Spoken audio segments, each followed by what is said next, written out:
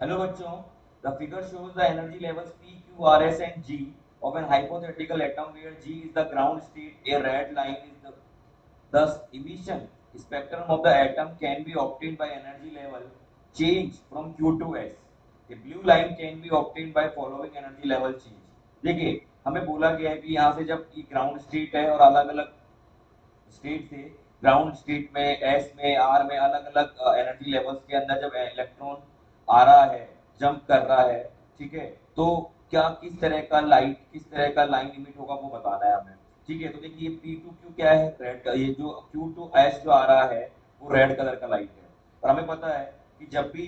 किसी particular orbit से ground state में या लोअर स्टेट में आता है तो एनर्जी रिलीज होती है और किसके प्रपोर्शन होती है 1/लैम्डा के इसका मतलब अगर हमें ब्लू लाइट कलर की लाइट चाहिए ब्लू कलर की लाइट का मतलब हो गया मैक्सिमम एनर्जी बहुत ज्यादा होने वाली है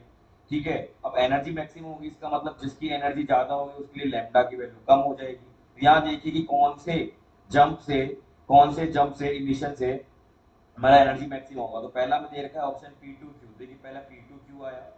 फिर कितना आया क्यू टू आर आ रहा है देन उसके बाद क्या आ रहा है आर टू एस आ रहा है एंड देन आर टू जी आ रहा है तो देखो सबसे बड़ा जो इमिशन हो रहा है बेटा सबसे बड़ा जो इमिशन हो रहा है वो कहाँ हो रहा है आर टू एस हो रहा है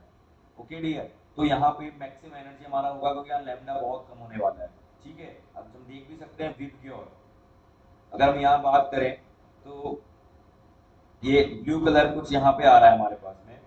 ठीक है विप ग्योर जो होगा यहाँ पे आ रहा है ब्लू कलर तो यहाँ पे लैम्डा कंपेरेटिवली कम होता है और डेविएशन ज्यादा होता है हम ये कहते हैं तो यहाँ पे रेड की सबसे ज्यादा लैम्डा वेवलेंथ होता है ठीक है तो हम कह सकते हैं कि एनर्जी जो है बहुत ज्यादा होगी लैम्डा कम होगा तो जब आर टू जी जब जंप करेगा तब ब्लू कलर का लाइन इमिट होगा तो हमारा जो ऑप्शन होगा फोर्थ ऑप्शन करेक्ट हो जाएगा okay dear so I think you will get the answer thank you very much